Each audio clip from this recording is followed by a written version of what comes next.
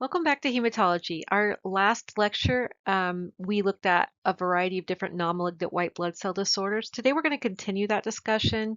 We're going to review the non-malignant white blood cell disorders that we discussed previously, and then move on to our lymphocytic line of disorders. So, non-malignant disorder of granulocytes can be both qualitative and quantitative. Um, when we look at quantitative disorders, we're looking at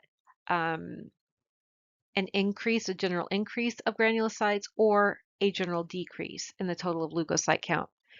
In terms of qualitative disorders, we might be looking at defects in the neutrophils or basophils or eosinophils, any of those granulocytes in their ability to kill infectious agents.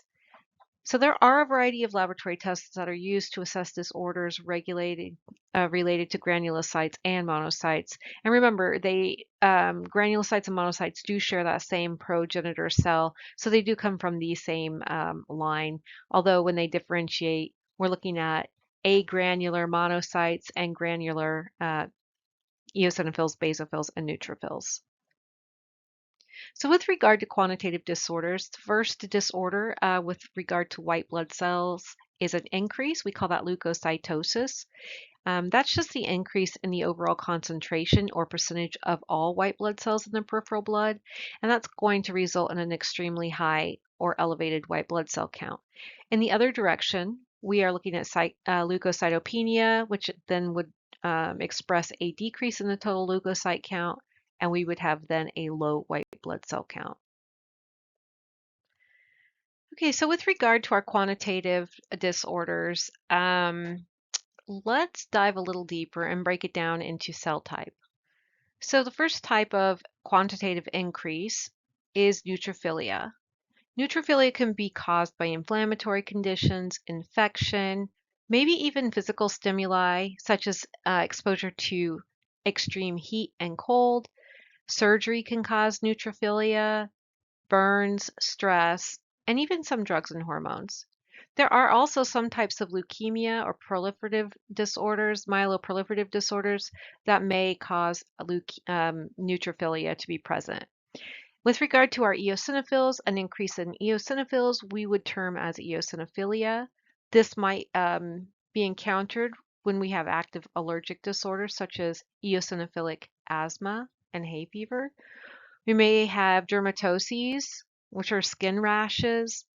And even though most of the time we think about eosinophils being related to parasitic infections, the parasitic infections that eosinophils are typically involved with regard to fighting are non-protozoan. So these are going to be maybe like a roundworm or some kind of live parasite or multicellular parasite.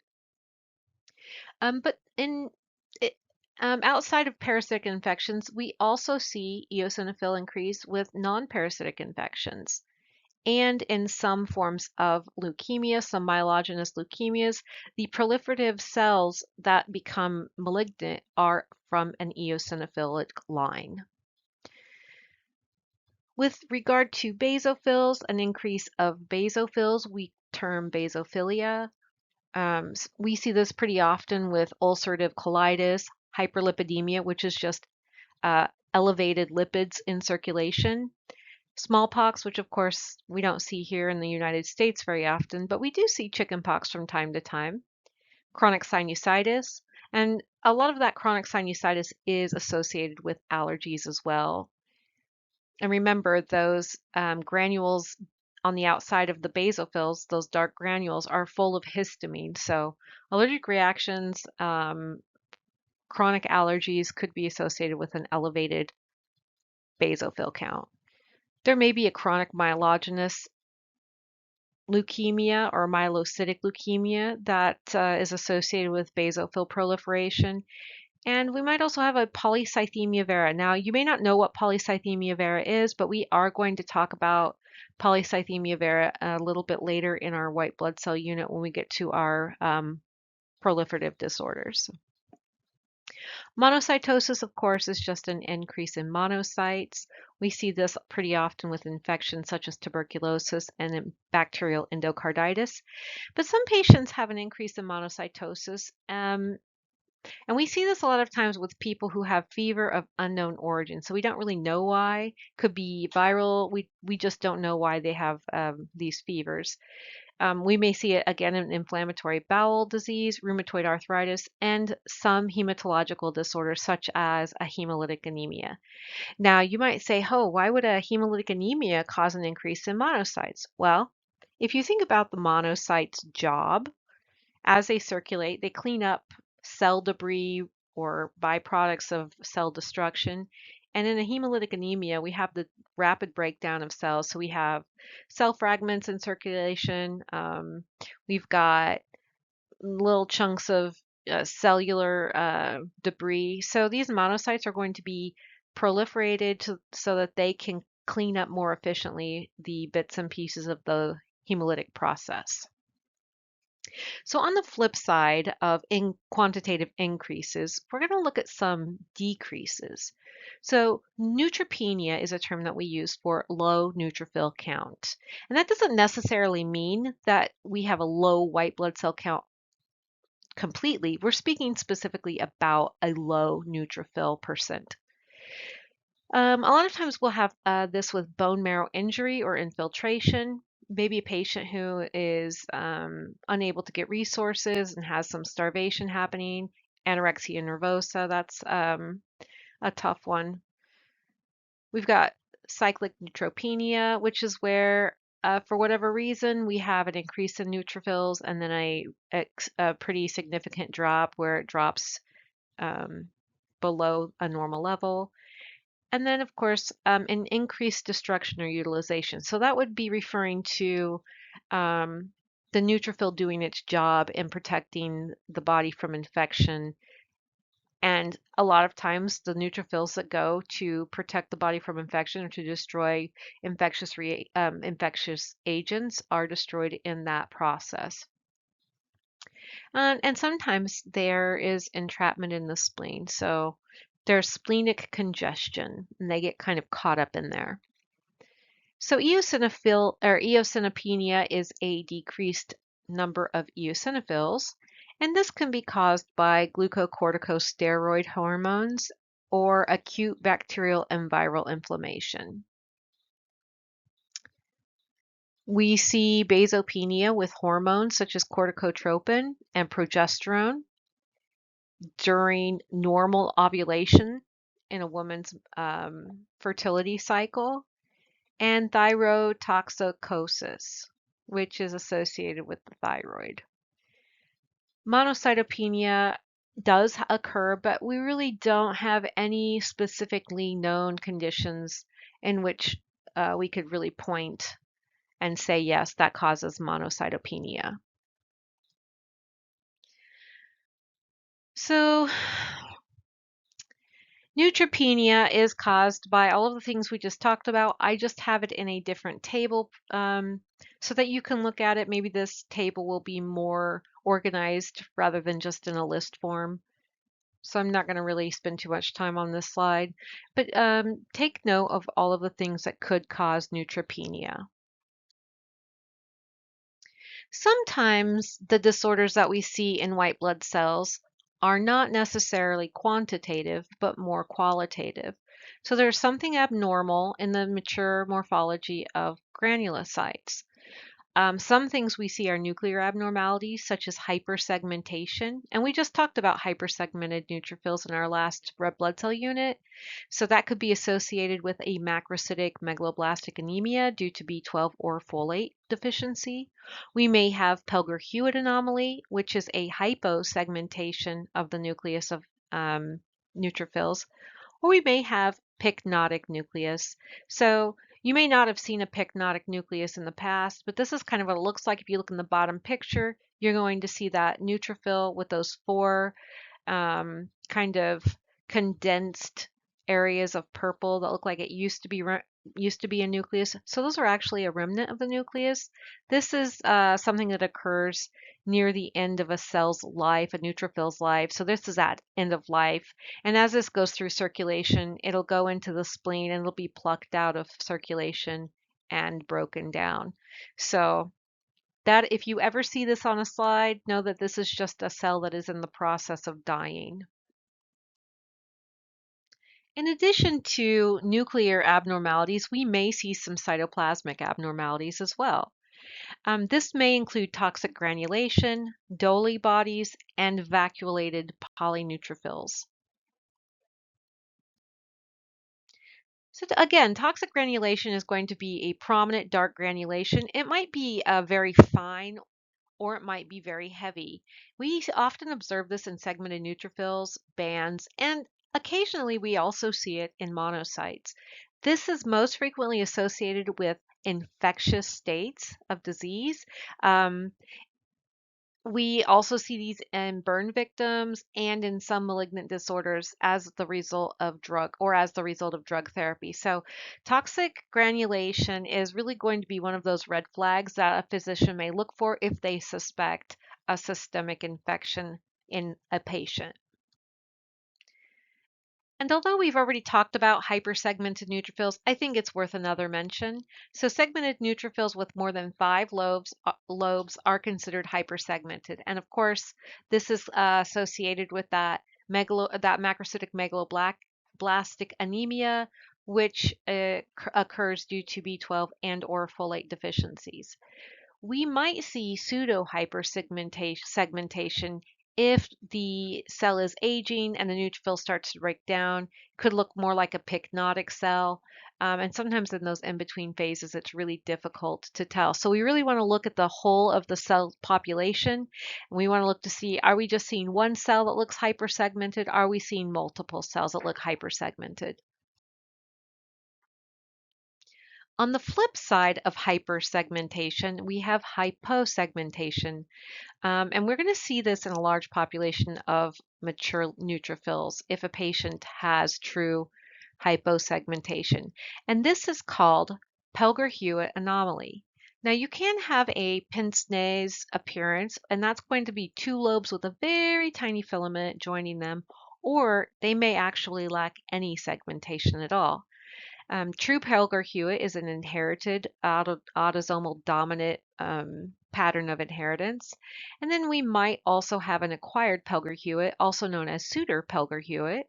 It's associated with myelodysplastic syndromes. It could be drug-induced or maybe secondary to other conditions such as leukemia. Acquired Pelger-Hewitt is more common, but both forms of Pelger-Hewitt are, for the most part, pretty benign. The cells are still able to perform their duties. But the reason why we need to identify Pelger-Hewitt versus other cells is we really want to make sure that we're not counting Pelger-Hewitt cells as immature granulocytes and mistaking that for a left shift. Now, we haven't really talked too much about what a left shift is, so let's kind of briefly discuss it and we will cover it in more depth later on. If you imagine the levels or the phases of development for a white cell from left to right, with the least mature occurring on the left. So we have our myeloblast on the left, and then we have our mature neutrophil on the right, for example. As we move from more mature to less mature cells in circulation, we call that a left shift. So what that tells us is that the bone marrow is kicking out more and more immature cells, either to replace cells that have been damaged or lost in the case of infection, or it could be because we have we've had like bone marrow stimulating drugs after chemotherapy. It could be a number of reasons, but left shift is often an indicator of infection. And again, if you think back to the last couple of slides, one of the reasons why we may experience neutropenia or that transient neutropenia is because all of the cells, specifically neutrophils, um, will exit circulation, move into the tissues to fight infection, and then for a period of time, we are very depleted or neutropenic, and so the bone marrow will kick out a lot of younger, less mature cells. So when we see these in circulation and we take note of them, if we have greater than, say, 15% of immature granulocytes of specifically bands or less mature than bands, we would call that a left shift. Now, the problem with Pelger-Hewitt cells is that they are often hyposegmented. Sometimes they can be mistaken for myelocytes or even bands. So it's really important to understand what you're looking at when you evaluate these cells. So one of the clues that you're going to be looking at a true Pelger-Hewitt is a large percent of your neutrophils are going to be hyposegmented. So 70 to 90% of your neutrophils are going to look like either myelocytes or maybe metamyelocytes or bands. And in these pictures right here, you can kind of see the top one looks a little bit like a myelocyte. The one on the bottom left kind of looks like a band, and then to the right looks like a little like it could be a metamyelocyte. But in actuality, these are all fully mature neutrophils, but they do have a true Pelger-Hewitt hyposegmentation. So the true Pelger-Hewitt, of course, is predominantly bilobed neutrophils, and it is through a heterozygous state of inheritance. And if you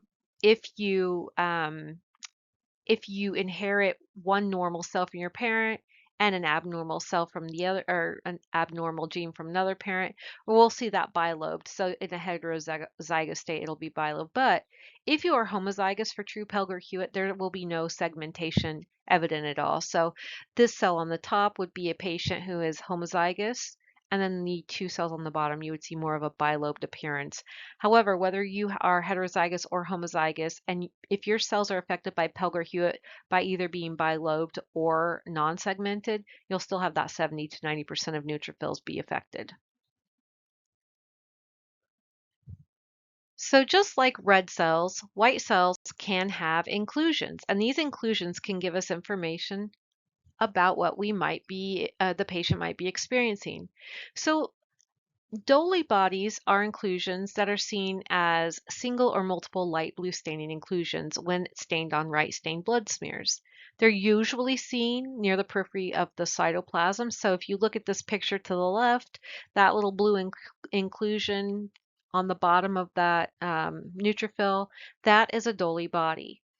Now, again, these are predominantly seen in neutrophils, although they may also be seen in monocytes and even sometimes lymphocytes. So Dolly bodies are actually aggregates of rough endoplasmic reticulum. So we're looking at some RNA here, and it can be a stress response to infection. So again, just like toxic granulation, Dolly bodies can be heavily associated with infection.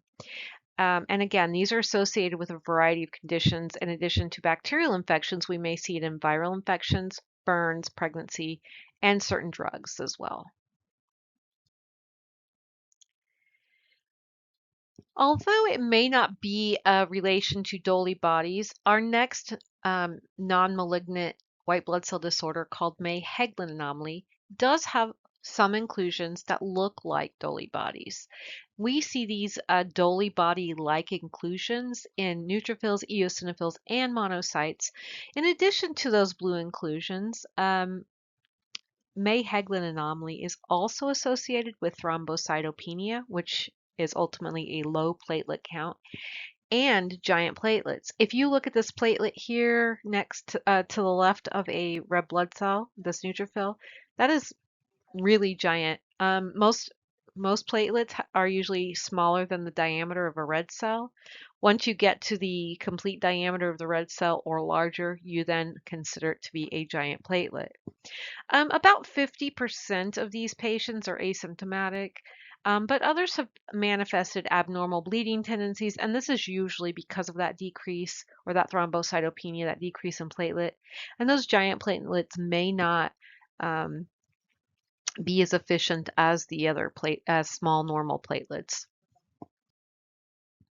The next non-malignant white blood cell disorder that we're looking at is called Alder-Riley. And these Alder-Riley inclusions, we are going to see them and think at first maybe they are coarse toxic granulation. They look very much like toxic granulation. So they're kind of purple red particles, but in fact, they aren't toxic granulation. These are actually precipitated mucopolysaccharides. We primarily see these in neutrophils, eosinophils, and basophils, but we do occasionally see them in monocytes and lymphocytes as well. Alder-Riley granules are most commonly seen in patients with Hurler's, Hunter's, and Meritolami types of genetic mucopolysaccharidosis. Now, I don't expect you to know all of the ins and outs of Hurler's, Hunter's, and Meritolami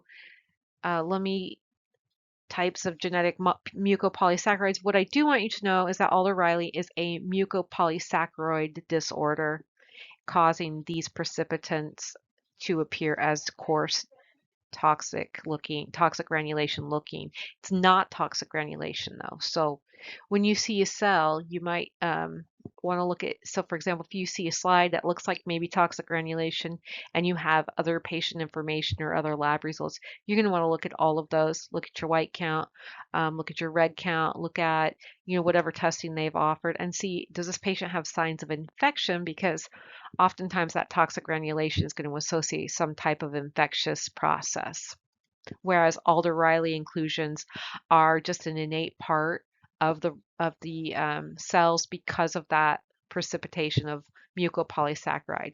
The other thing is to tell the difference between toxic granulation and Alder-Riley is that once the infection is cleared up, all of those toxic granulation particles are going to disappear, but Alder-Riley will remain. So Shidai-Kagashi syndrome is a rare disorder and it is an inherited disease. It is unfortunate for the people who suffer with Shidai-Kagashi syndrome. It's characterized by giant lysosomal granules, and then you look at this picture, you'll see those lysosomal granules that are kind of purplish pink within the cytoplasm of the neutrophil. And this represents abnormal lysosomal development in neutrophils and other leukocytes. Now, if you think back to our last lecture, we talked a little bit about lysosomal development. We know that lysosomes play a really important role in killing ingested bacteria, or maybe even some fungal elements. So neutrophils in patients with Shidai-Kagashi syndrome often display impaired chemotaxis.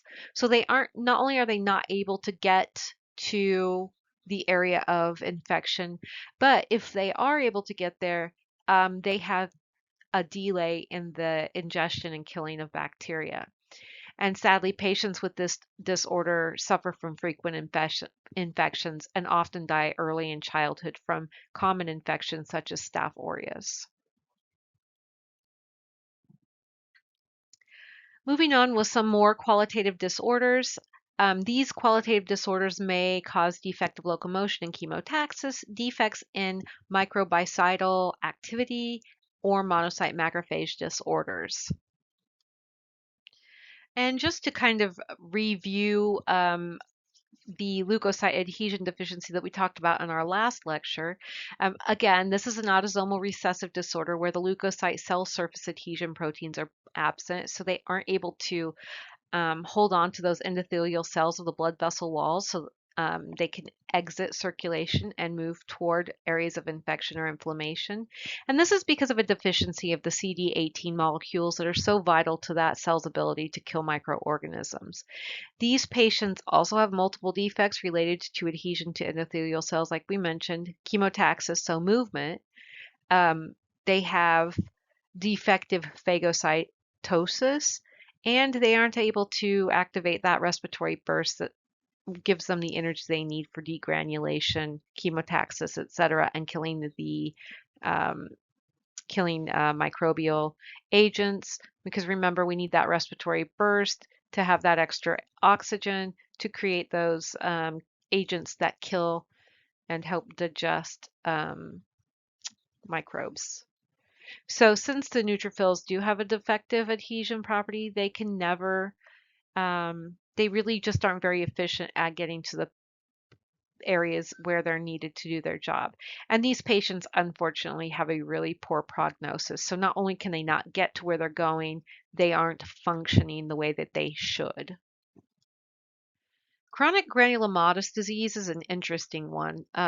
Sometimes I just call it CGD because it's a lot easier, but I do want you to know what the full term is.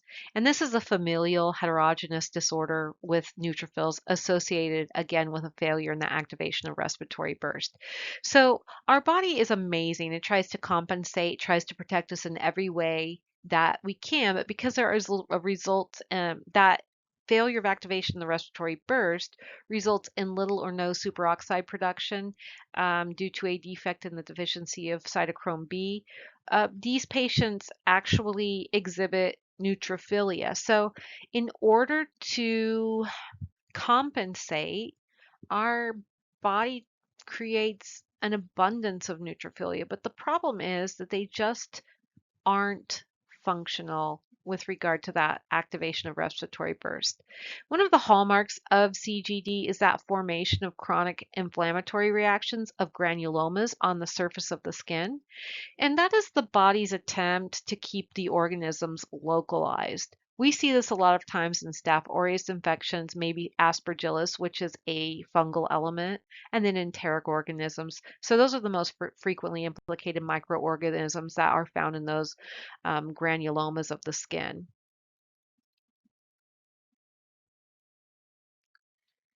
Okay, so if you think back to the discussion we had about primary, secondary, and tertiary granules, one of the components of those primary granules was myeloperoxidase, otherwise known as MPO.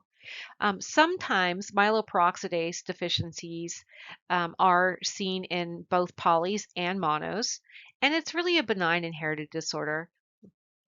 The reason why we're able to survive and function still, our neutrophils can still function, is because myeloperoxidase isn't the only enzyme to kill bacteria. Even though polys do use myeloperoxidase to kill bacteria, it's not typically an increased infection is not usually a complication, and that's because our body does compensate with utilizing other forms of protection. Maybe there will be an increase in monocytes. There may be we may be able to get by with utilizing just the enzymes that are present in those primary granules to get so our body does try to compensate. And these neutrophils appear totally normal morphologically. They don't have any abnormalities that are visible to the naked eye. So we may have some monocyte or macrophage disorders. And just a reminder, monocytes are the cells that we see in circulation, and macrophages are monocytes that have left circulation and migrated into the resident tissues. So two different monocyte or macrophage disorders that I want to talk about. The first is Gaucher's disease, and the second is Niemann-Pick disease. So one of the hallmark morphologies of Gaucher's cells kind of resembles paper mache or crumpled tissue paper. Some people may describe it as chicken scratches in the cytoplasm of the monocyte or macrophage. Really, the main issue with Gaucher's disease is the disturbance in cellular lipid metabolism. So there's a distribution issue or a storage issue causing a buildup within the cell caused by the deficiency in glucocerebrosidase, and that causes a buildup of glucocerebroside in the monocyte and macrophage. So it kind of gives the cell a little bit of a different appearance than it normally would. Like Gaucher's disease, Niemann-Pick disease is also an inherited abnormality of lipid metabolism, and in this case, it causes kind of a foamy or bubbly appearance, and all of these little vacuoles are filled with misplaced lipids. This is caused by a deficiency in sphingomyelinase, which causes a buildup of that sphingomyelin in the tissues of the macrophages or the tissue macrophages. So this is specific to macrophages that are already outside of circulation, have already migrated to the tissues. So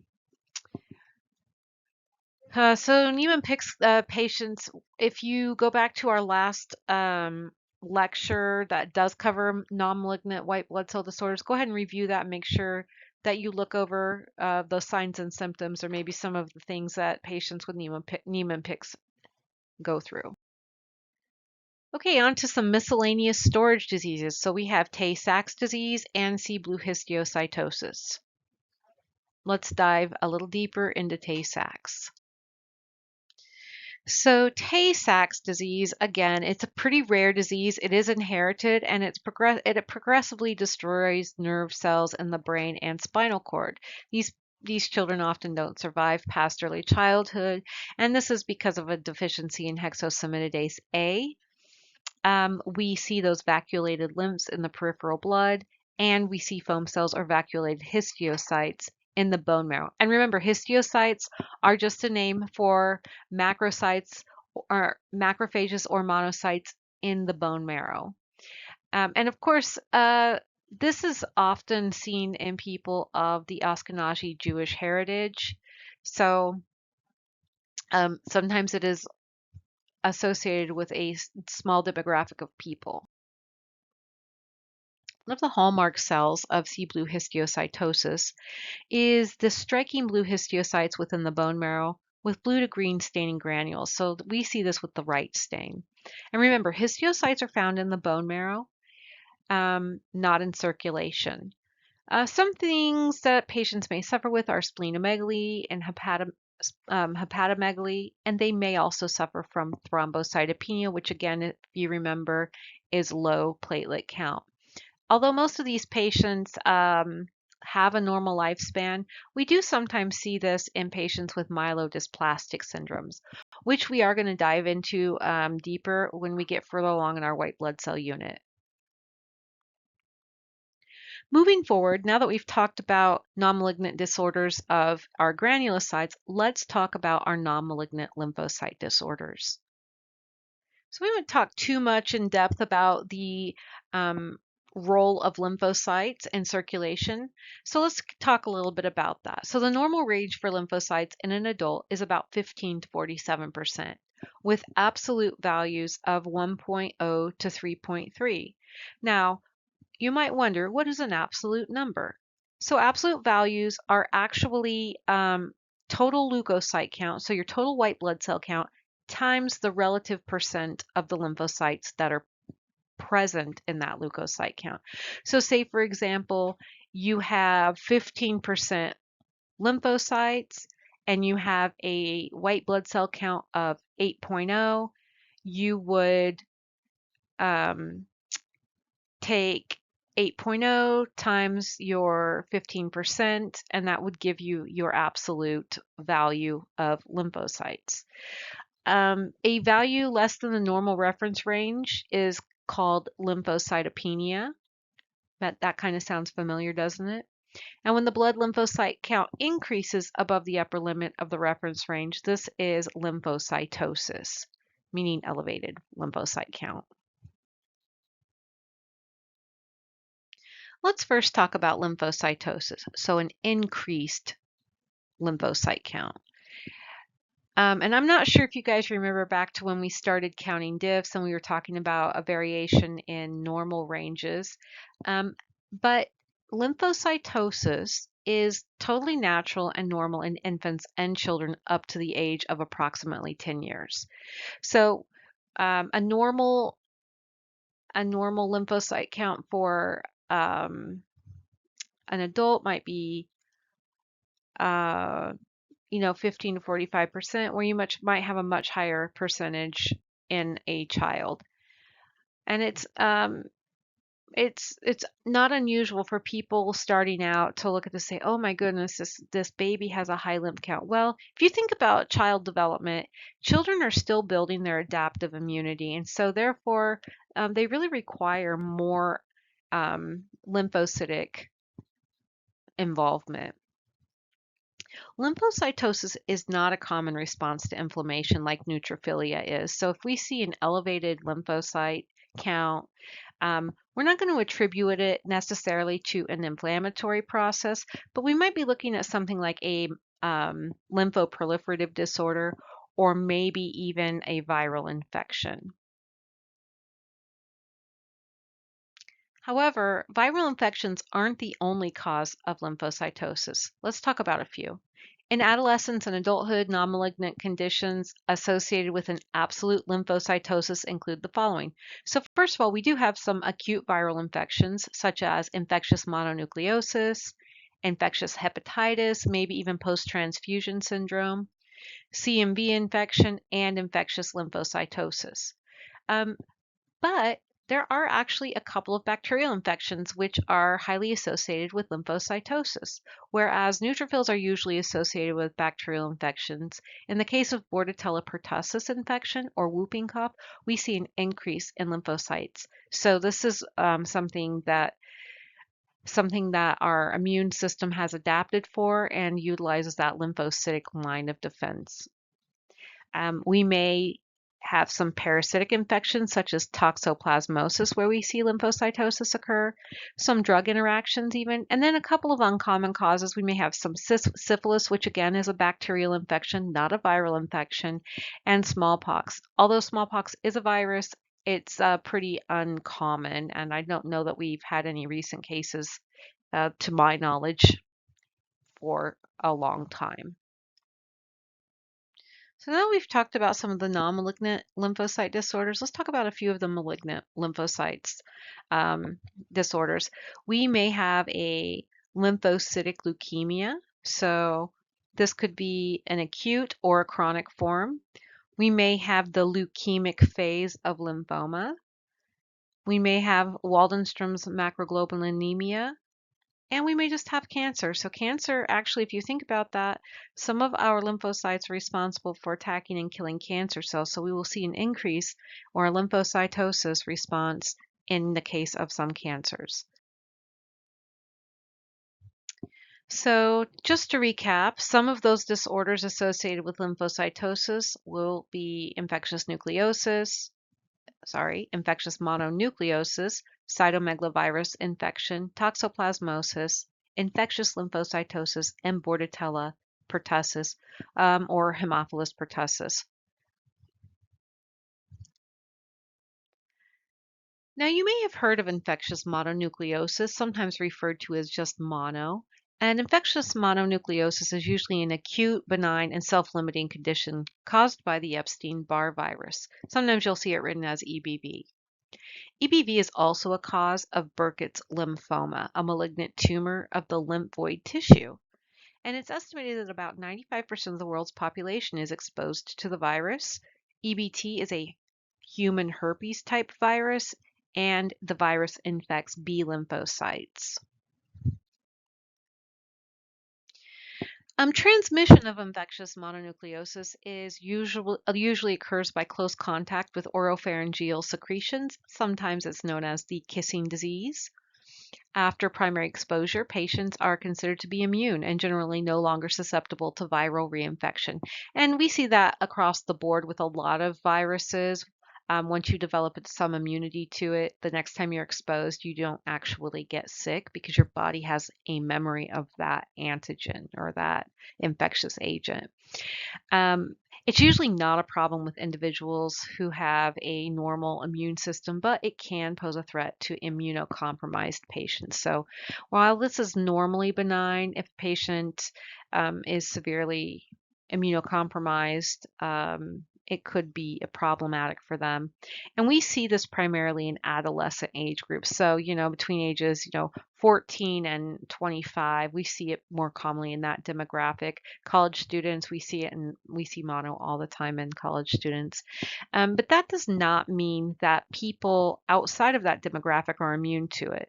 A lot of people outside of that demographic also get it. So even though you might see a patient who's outside of the normal demographic, it's possible that they still could have infectious mononucleosis.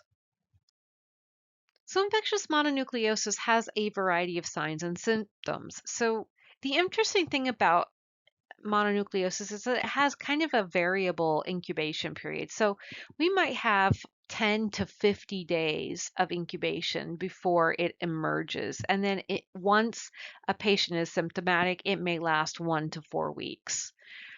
Clinical symptoms include extreme fatigue, malaise, sore throat, fever, and even cervical lymphadenopathy, which just basically means you have some swollen glands or lymph nodes in your neck.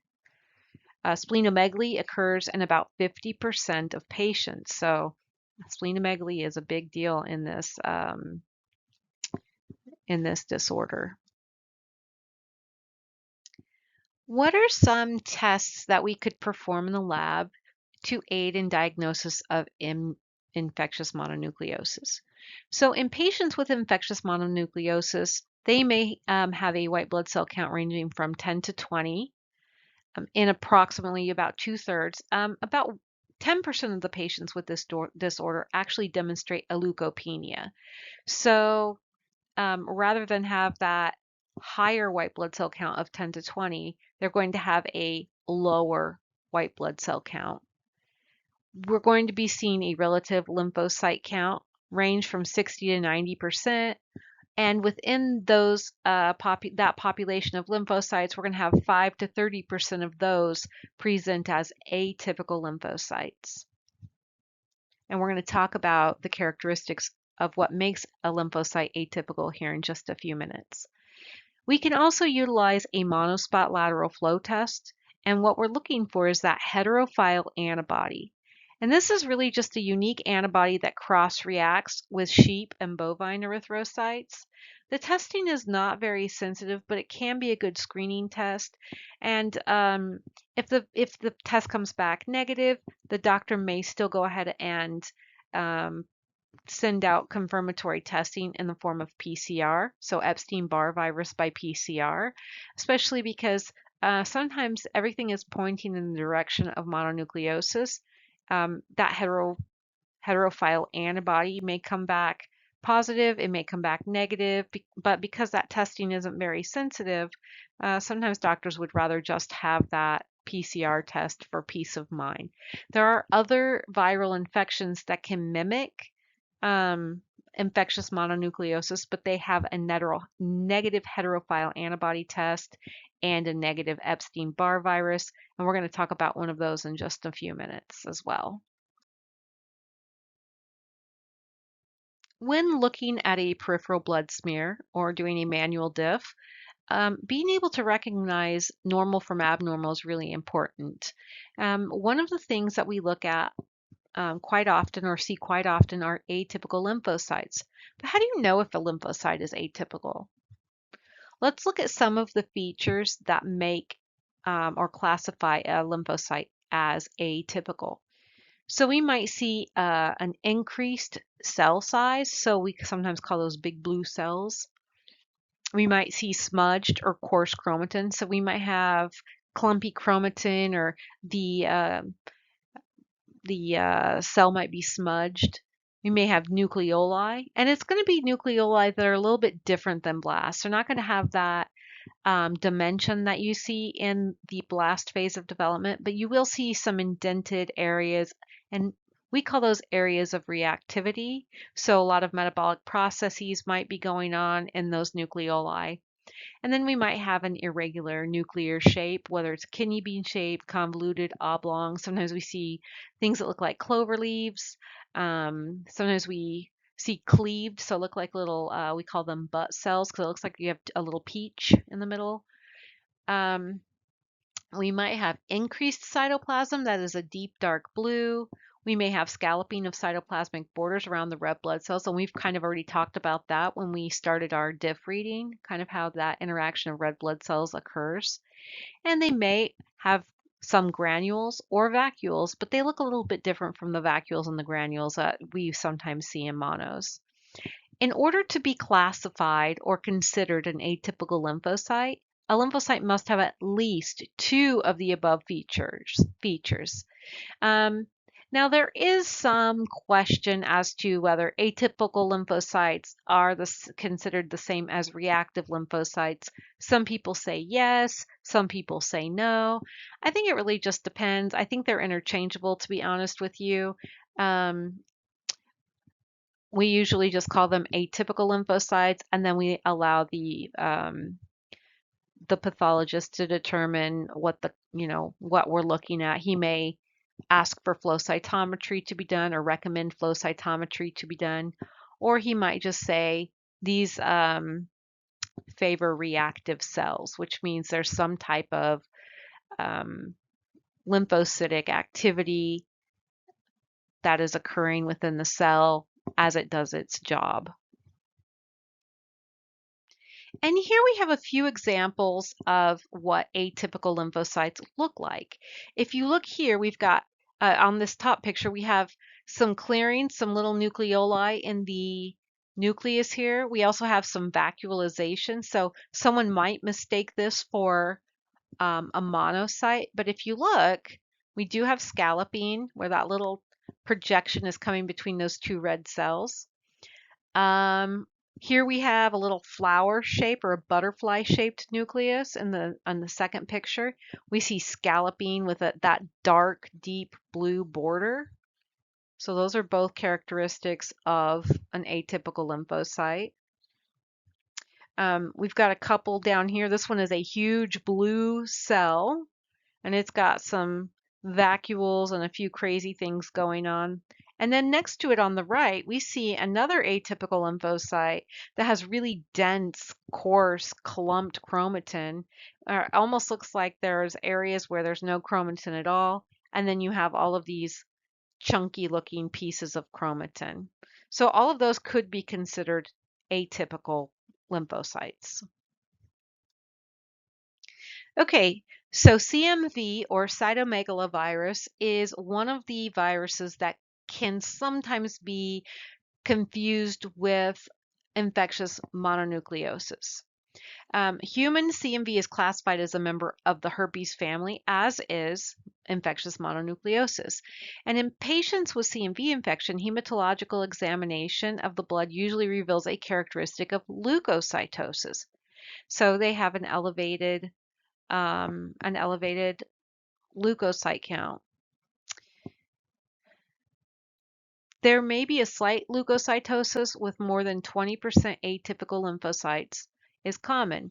So one of the things that we look at is CMV specific for IgM, which would show a current active infection, or we might have a CMV specific IgG antibody, which is going to show that we've been exposed, we've had a past exposure and possibly infection, and our body has developed IgG antigen or antibody against those antigens. So most people really never know they've been exposed to CMV. However, this can be problematic with people who are immunocompromised.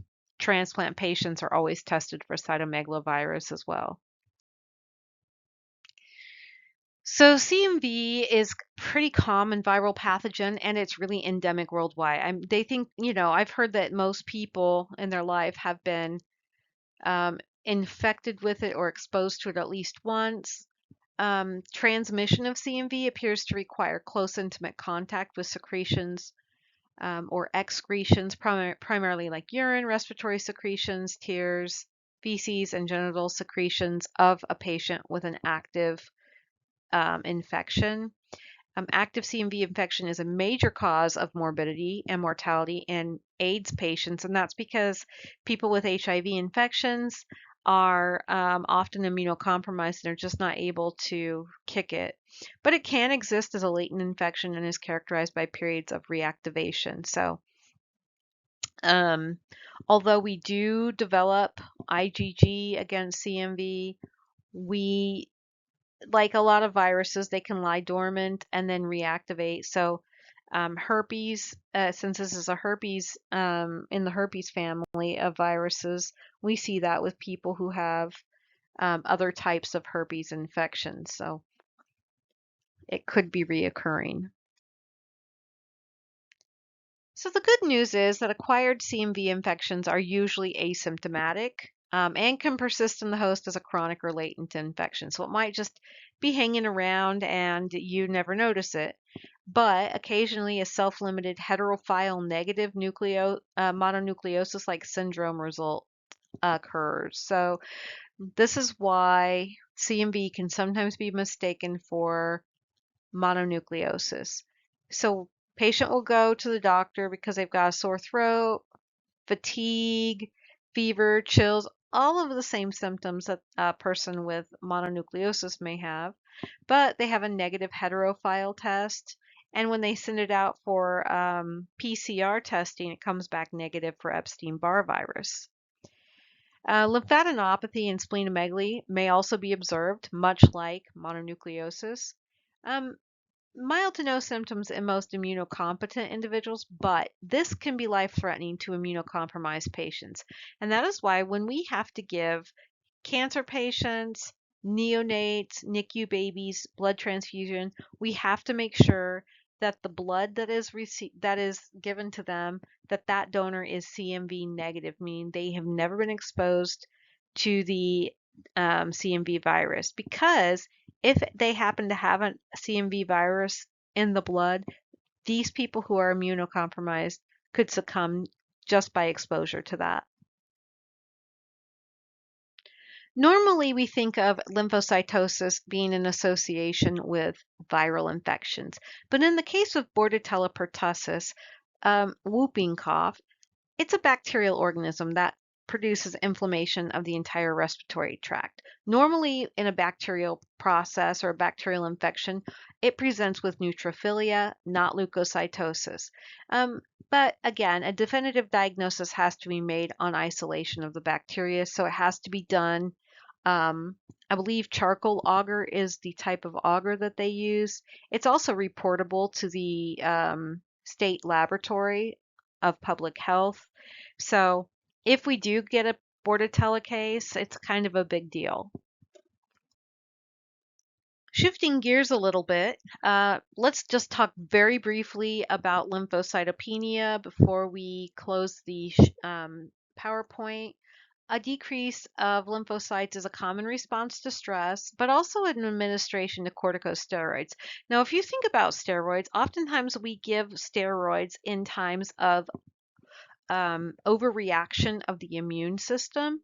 So, corticosteroids actually suppress our immune system to some degree, and that could easily explain why we have a decrease in our lymphocyte count at the time of administration of corticosteroids. Obviously, lymphocytes are very important in our immune response, but if we are given corticosteroids, it would be decreased. We might also have a transient relative lymphocytopenia, and again, that's very similar to when we have that transient neutropenia. So we've got cells that are migrating to where they need to go. But the other thing that happens is when the lymphocytes move to the area where they need to go and fight infection, that results in a granulocytosis, which is basically just an increased granulocyte count. Because the lymphocytes have left circulation, now all we have are granulocytes, and so we really don't have that population of lymphocytes to balance things out.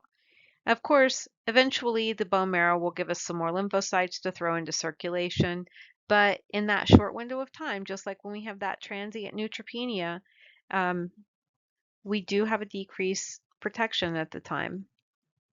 Immune disorders can also be caused by defects in the number of functional properties of lymphocytes, and they may be congenital or acquired. So a couple of different things that could cause a leukocytopenia or a lymphocytopenia. You may have lymphocytopenia and leukocytopenia at the same time.